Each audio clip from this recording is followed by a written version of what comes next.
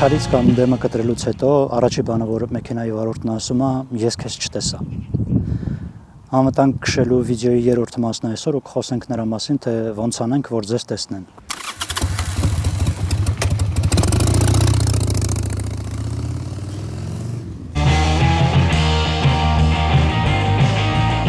Առաջին ու ամենակարևոր բաներից մեկը միշտ միացրած լույս։ Վերջին արտադրված մոտոցիկլետների վրա ընդհանրապես հնարավոր չի անջատել լույսը, բայց ամեն դեպքում, եթե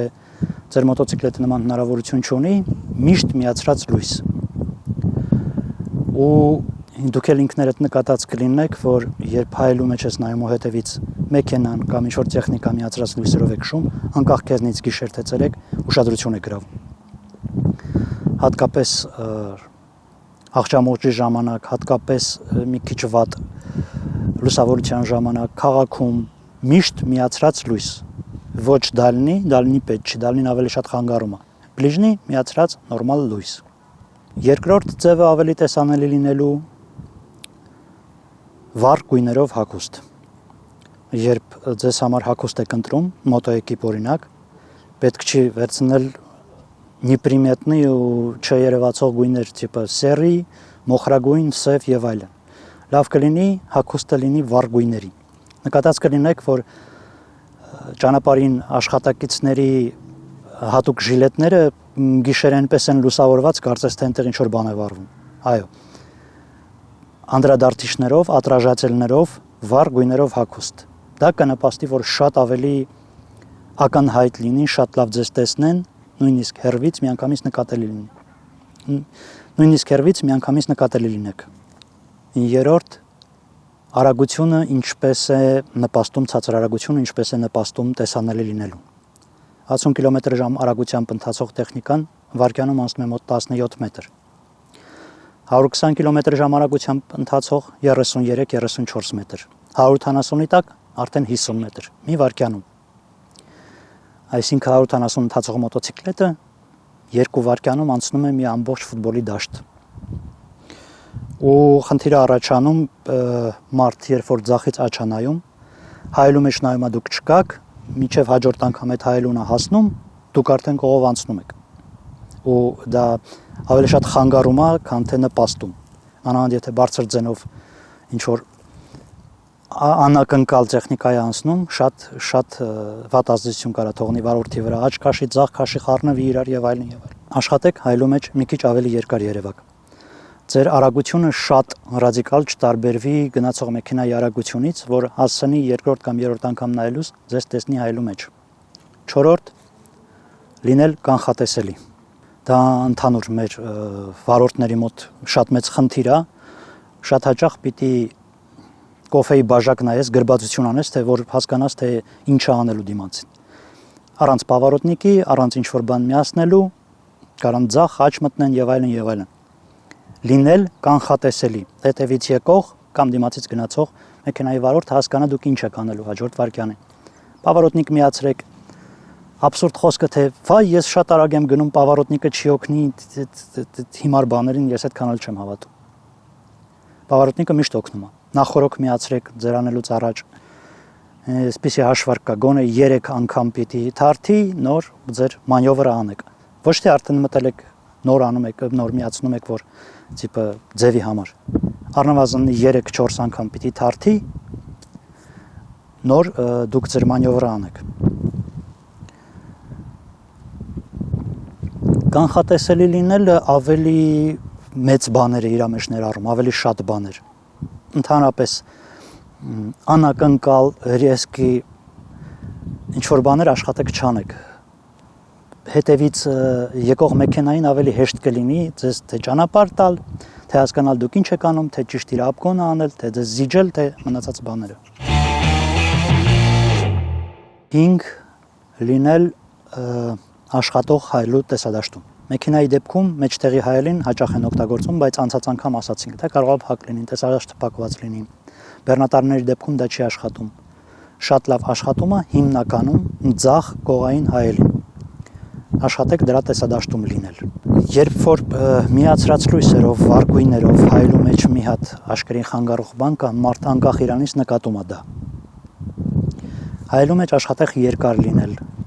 այդ նույն ձախ հայելու մեջ աշխատեք ավելի երկար լինել, բացի էդի ձախ հայելու մեջ երևալը օգնում է նաև հետևի ձախ ակի կալիայով գնալ ու մեքենան ինչ վատ բաներից, փոսերից կամ քարերից որ փախնում է, դուք էլ նույն ձև այդ քարերից կարակ փախցնեք, երբ որ իրակալիով եք գնում։ Երբ մեջտեղով եք գնում, մեքենան բավականին լայն տեխնիկա է, կարա երկու ակերի մեջտեղով շատ մեծ խոչընդոտ բաց թողնի, մանավանդ հիմա ձմեռվանից հետո որ ահռելի մեծ փոսեր են բացվել, դուք չնկատեք, իսկ եթե մի քիչ էլ մոտիկ եք, ռեակցիայի ժամանակն էլ է քիչ անում, արդեն դժվար է լինում փախցնել։ Ու ստիպված փոսն ես ընկնում։ Շատ կարևոր է լինել ձախ հայելու տեսադաշտում, ցանկալի է լինել ձախ հայելու տեսադաշտում։ Ես հասկանում եմ, որ անհնար է միշտ նույն ձև լինել, բայց եթե հնարավորություն կա, եթե գալիս եք, կայանում եք ձախ հայելու տեսադաշտում։ 6. Գոյություն ունի, այսպես ասած, 20%-ի էֆեկտը։ Հաշվում են այսպես, որ երբ դու գնացող տեխնիկայից մոտավորապես 15-20% ավելի արագ ես գնում, քո արագությունը ռադիկալ չի տարբերվում, քեզ հասցնում են բոլոր վարորդները թե նկատել, թե ռեակցիա տալ, թե չես կորում ու պրոբկաների ժամանակ էլ, երբ որ կանգնած են, ոչ ավել, քան 20 կմ/ժ արագություն։ Նորմալ երկրներում, Ռուսաստանում եւ այլն ամենաարագ գնացող ու երկրորդ գծի մեջտեղը սովորաբար մոտոցիկլետի համար տեղ են թողնում։ Հայաստանում այդ ամեն ինչը չի աշխատում։ Մի քանի պատճառներ կան, նախ կուլտուրան այդքան զարգացած չի մոտո երկու ակ քշելու, այդքան նոր է տարածվում այս ամեն ինչը։ Բացի այդ էլ սովորաբար մեր ճանապարհները շատ կեղտոտ են ու ամենաձախ ու ամենաաչանկյունները սովորաբար փոշի է հավաքված, աղբ եւ այլն եւ այլն։ Եթե հնարավորություն կա ամենաարագ գնացող գծի ու երկրորդ գծի մեջտեղով գնալ, այո, դա համեմատաբար բոլորի մոտ ընդունված գիծն է։ Բայց եթե հնարավորություն չկա ուրիշ գծով եք գնում, երկուսի մեջտեղում գտնվելը, երբ որ շարքով կանգնած 5-10 հատ մեքենա են, մեկի աջ, մեկի ձախ հայելու մեջ ես դու երևում։ Դա շատ ավելի անվտանգ է, քան ինչ որ մի քիչ մեծ բանի մեջտեղում հետևը կորելը։ 20 կմ/ժ արագությունը պրոբկայի ժամանակ օգնում է, որ դուք հասցնեք ռեակցիա տալ անկանխատեսելի իրավիճակներին։ Օրինակ, դուռ բացվել, մեքենան գիծ փոխել եւ նման անկանխատեսելի իրավիճակներին, երբ արագությունը ցածր է, հասցնում ես ամեն ինչ անել։ Թե արգելակել, թե դու գիծ փոխել, թե եւ այլն։ Այդ 20%-ի էֆեկտը հիմնականում միշտ աշխատում է։ Լինել ոչ ավելի արագ, քան 20% ընդհանուր ընթացող պատոկից ու եթե կանգնած են մեքենաները 20 կմ/ժ-ից ոչ ավելի արագ։ 7. Այստեղ խոսենք նաև այդ պրիմատոկի հետ կապված միֆի հետ։ Ասում են իմ անվտանգությունն է դրանից կախված ու նման ինչ-որ բաներ։ Մեծ առումով դա հիմնականում չի աշխատում, որովհետև եթե բարձրարագությամբ ես գնում, դու գալիս հասնում ես մեքենային ու անցնելու ժամանակ նոր քո ձայնը լսվում է, որը ավելի շատ խանգարում է, քան թե օգնում։ Բացի դա մենք ենք, որ ինչ-որ բաց ձևով ենք քշում։ Մեքենայի մեջ հանգիստ կարապատուհանները բարձրացրած, կոնդիցիոները միացրած, մի հատ էլ նորմալ բարձր երաշտություն քոքած ու այնի не то чтобы պրիմատոկը չի լսի, այնի իր հոգու խորքի ձայնը չի լսում։ Այնպես որ այդ պրիմատոկը շատ դեպքերում ընդամենը կողով գնացող մարդկանց նյարդայնացնում է, քան թե օգնում է։ Այ միացրած լույսը շատ օգնում է։ Այդ պրիմատոկը մի ֆակտ որ կարա օգնի։ Պրոբկի դեպքում դա դառնում է ոչ այդքան կարևոր, որովհետև շատ դանդաղ են գնում, ավելի շատ բոլորին նյարդայնացնում է, սենց կայնում են ու խառնվում են իրար, տեսնեն որտեղից է հեսա դուրս գալու, իսկ բարձրարագության տապ դա ուղղակի չի հասցնում։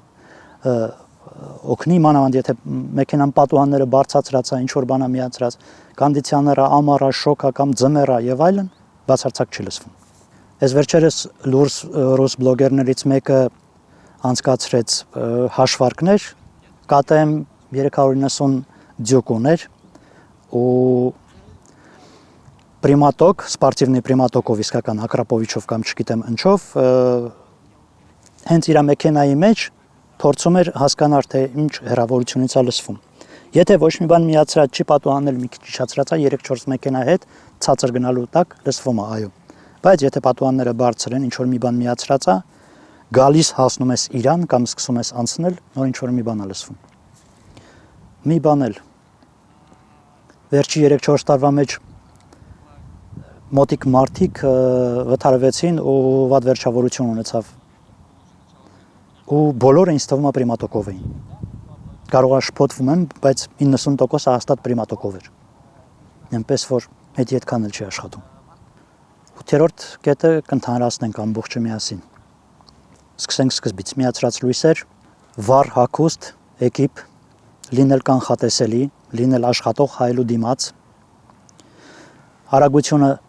չգերազանցել ավելի քան 15-20% ընդհանուր ընթացող մասսայից, պրոբկաների ժամանակ աշխատել 20 կմ/ժ-ից ավելի արագ չգնալ, ձախ գալիայի էֆեկտը հիշեք, մեքենայի ձախ ակի հետևը քշելու էֆեկտը ու ամենակարևորը միշտ ճիշտ ժամանակին հասնում անա, ով չի շտապում։ Շնորհակալություն։